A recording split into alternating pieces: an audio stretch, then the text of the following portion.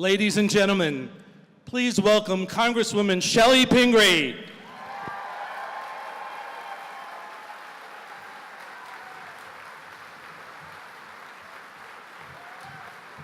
I'm not Chellie Pingree. Not today. Good evening, Democrats.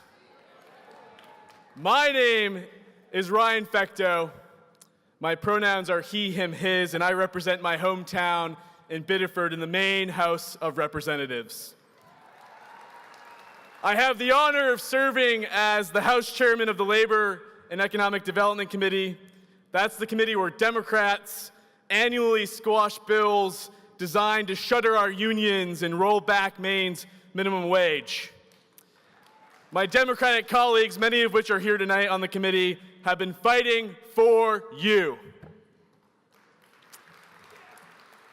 I have the pleasure this evening of introducing someone I tremendously admire and not so long ago interned for in Washington. I'm going to tell you why I admire Congresswoman Chellie Pingree. I grew up in Biddeford, a blue-collar mill town much like Lewiston, but with an ocean view. My meme, Pepe, and dad moved from Quebec in 1964 to work in the textile mills. I learned from a young age the challenges that blue-collar families face. The fate of the mills were always uncertain, and our household finances fluctuated. My parents divorced when I was in elementary school. This left my mom, a single mom, working jobs in the healthcare field, but she was not even a high school graduate. So she had mentally and physically exhausting positions at various facilities, and the pay did not quite show for it. Problems that would seem inconvenient to me today were disasters then.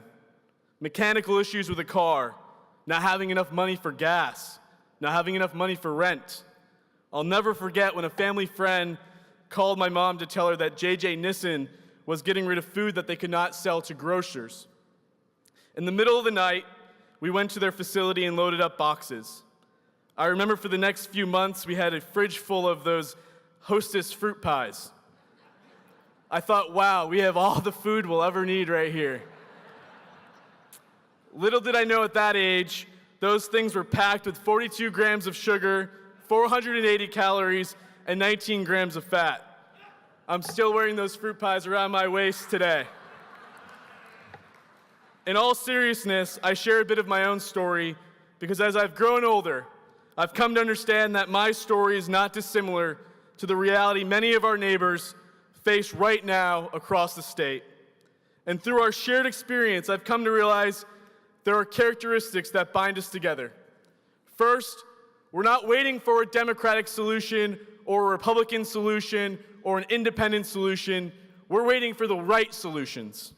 And that means we want leaders who collaborate to achieve results. Chellie has time and time again stepped up, collaborated with members of both parties, and achieved results for us, her constituents. Look no further than her recent work with Representative David Young, a Republican from Iowa, to address food waste. She is not fighting.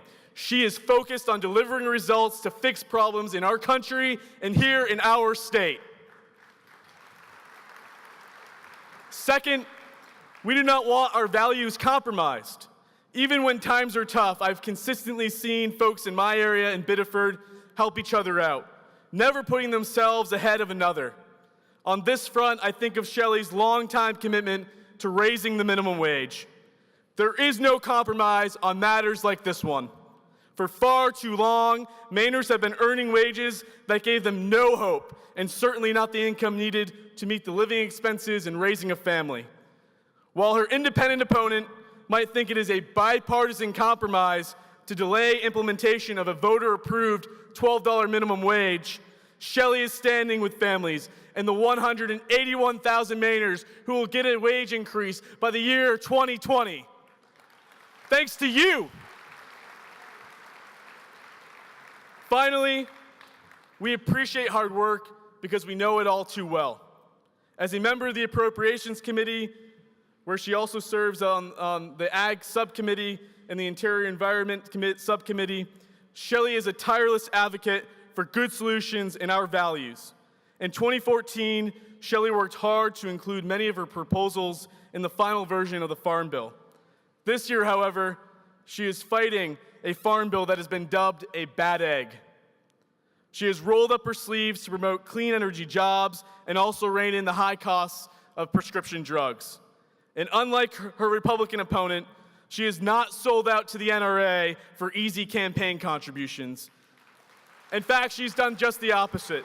She's working hard to keep our communities and our classrooms safe from the rash of gun violence that is impacting our communities and has impacted yet another community today in Texas. So here to share her firsthand account of serving in President Trump's ever-growing swamp, and most importantly, her important work to realize Maine's priorities, our Congresswoman, our Democratic Congresswoman, Chellie Pingree.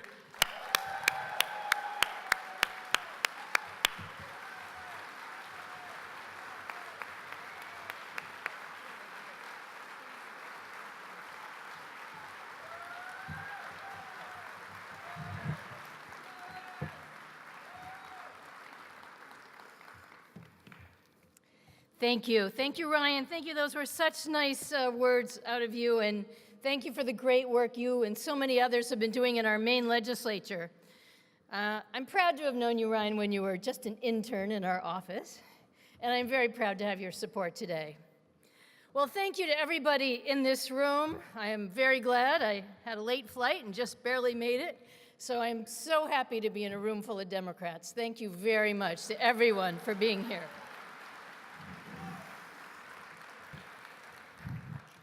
You've all been very supportive of me, and I appreciate that, and I really appreciate you being here in the room tonight, for being Democrats who are committed to the real change we have to bring about this November. But before I say too much about all the things we have to fix and change, I just want to express my deep sadness about today's school shooting in Santa Fe, Texas. I grieve, like all of us do, for those students and teachers and their family members, and I'm very thankful for the work of the police officers and first responders. This is the 22nd school shooting in 2018. 22 schools in the first 5 months of the year. In my office now, we receive letters every week from students who say to me that they're increasingly afraid to be at school. They don't understand why adults aren't doing more to protect them. I'm a member of Congress, but I know that Congress has to take real action on reforming our gun laws, and that's on the other side of the aisle. They have to start cooperating. We have to pass a background check bill, an assault weapons ban bill, and we have to close the gun show loophole.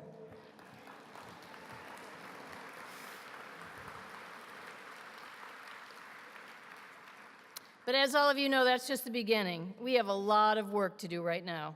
The future of our democracy, our economy, our communities, our families depends on what we do and what we can accomplish this November. Unfortunately, with this president and the people who work for him, we have not been able to move forward on the things that we know are important. His agenda is not our agenda, and the people who work for him, like his cabinet secretaries, are just there to undermine the mission of our most fundamental institutions. People like Betsy DeVos at Education, who doesn't even believe in public education. Secretary Zinke at the Interior, who just decided we should drill off of the coast of Maine and every other coast in this country. And don't even get me started on Pruitt at the EPA. Came before my committee 2 weeks ago, as you've seen. The list is so long of the egregious things that he's been doing and the slimy way he lies about all of them. But really, every day, and I don't have to tell you this, every day is dominated by our president's crazy and totally inappropriate actions. Just when you wake up in the morning and think it can't get worse, it does. It really does. I don't want to get started on the list, but think about it. He just called immigrants animals. He pays off women, and we don't even know how many he's paying off. He's personally profiting from the presidency. He undid the Paris Accord, the Iran deal. He undermines the press, the only people right now who are actually holding him accountable. And he's starting to make lies sound like there's something okay to do in this country or in our democracy. It's hard enough to keep up with the latest scandal, but one thing I know for sure, is we have to protect the Mueller investigation from any political interference.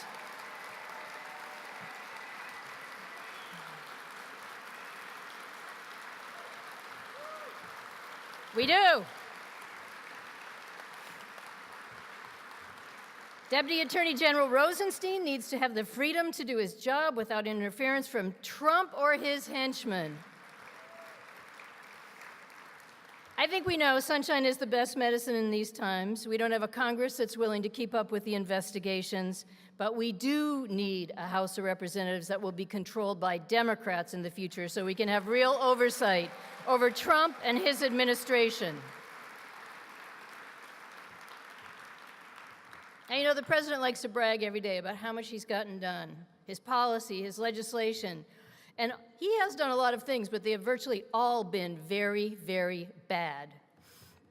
Starts with the tax bill, where the wealthiest and big corporations got all the breaks.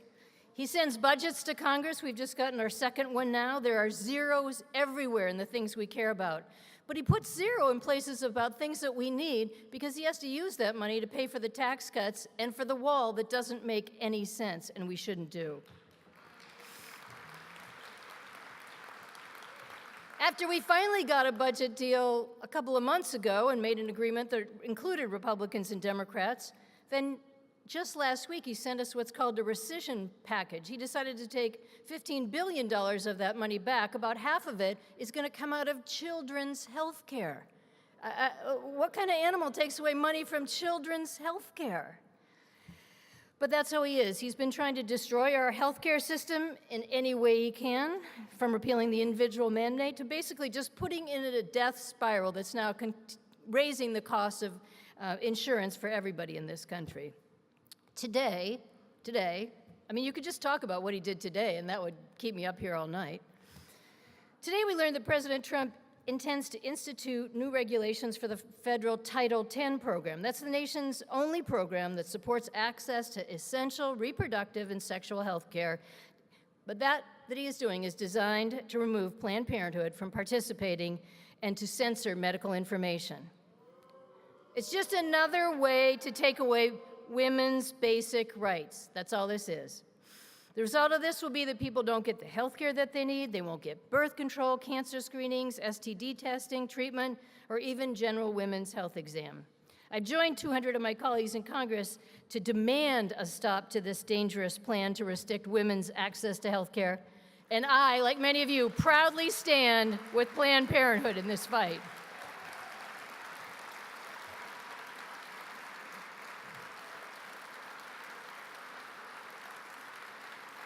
We can't back down on this fight.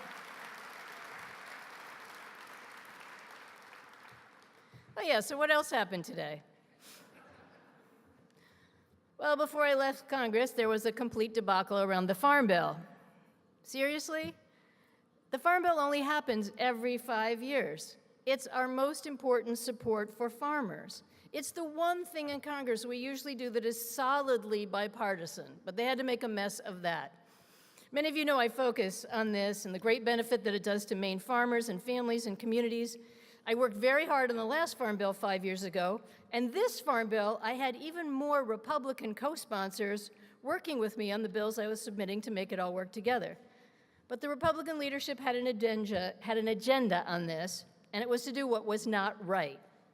They insisted on adding draconian policies that would have harmed many Mainers who have needed help putting food on the tables. It would have kicked young people off of free school lunch. And if that wasn't enough, they were gutting programs that would benefit Maine farmers and rural communities. What about this is good policy? Nothing. That's why it failed. Even their terrible idea failed. They couldn't get enough Republican votes. They had decided to just jam it through with only Republican votes, not working with us. And why would they do that? They would do that so Paul Ryan could retire and say that he did entitlement reform. But for him, that means taking food away from needing families. You know, what kind of country are we? We're the wealthiest nation in the world, and we're now fighting over whether or not people should have enough to eat and saying that's somehow entitlement reform? Then, of course, there was the Tea Party who decided not to vote on it last minute because they thought we were giving too much money to poor people. And they wouldn't do it unless we had a draconian immigration bill come to the floor. So it's one bad policy after another. And who gets hurt? Families, communities, rural states like ours, farmers.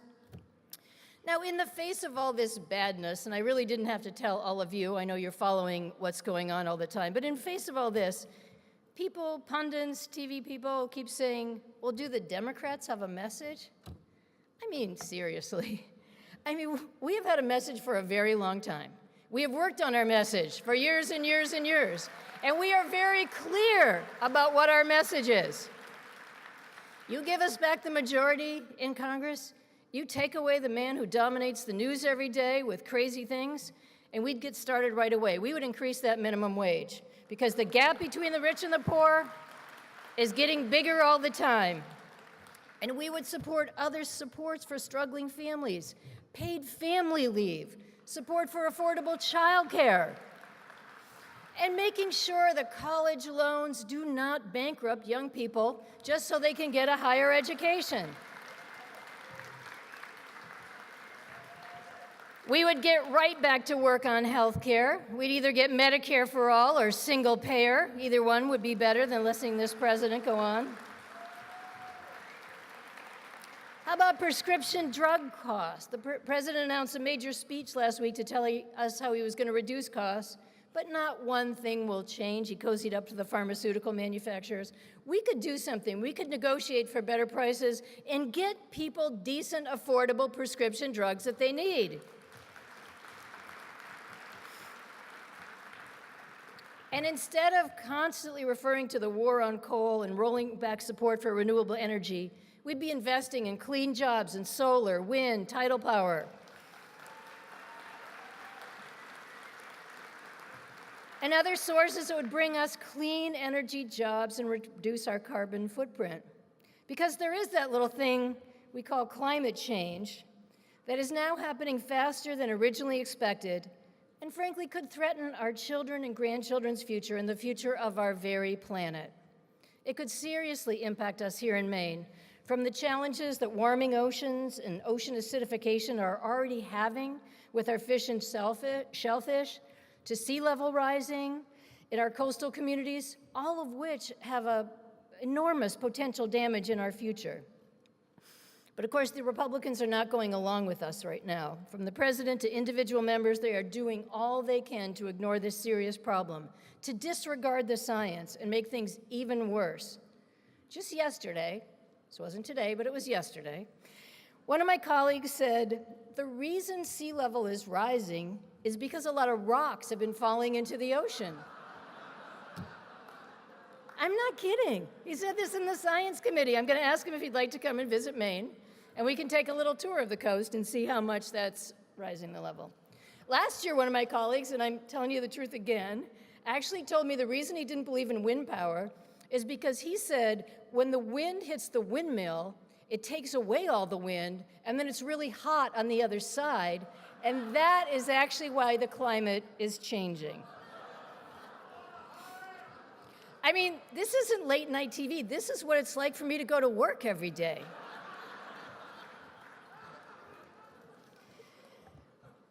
So, Congress needs to change, okay? We could turn that all around. We could stop the president from the awful things he's been able to do. We could actually investigate some of the crazy things going on, not shut the investigations down like the Republicans have been doing.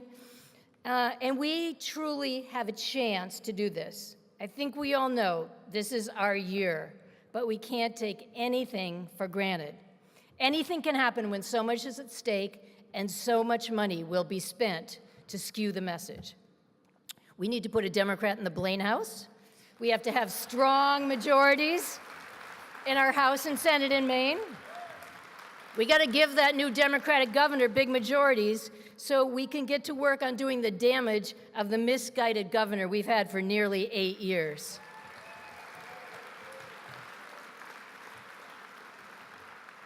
And I really need some help in Washington. I am tired of being the only Democrat in higher office in Maine, and this is the year we are going to change that.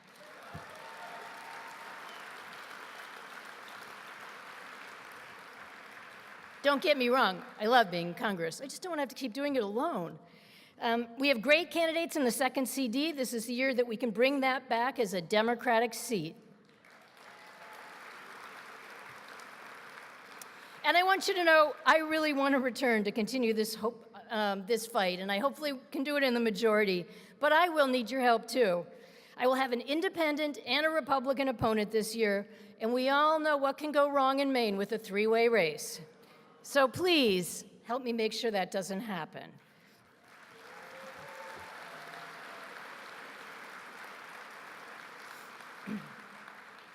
I'll just end with this, because I promise you, if I'm able to return, I will keep fighting for those things that I have always stood for.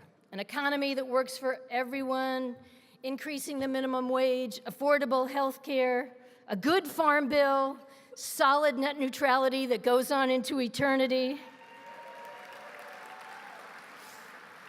a clean environment, support for labor, and a sound future for our families and our planet.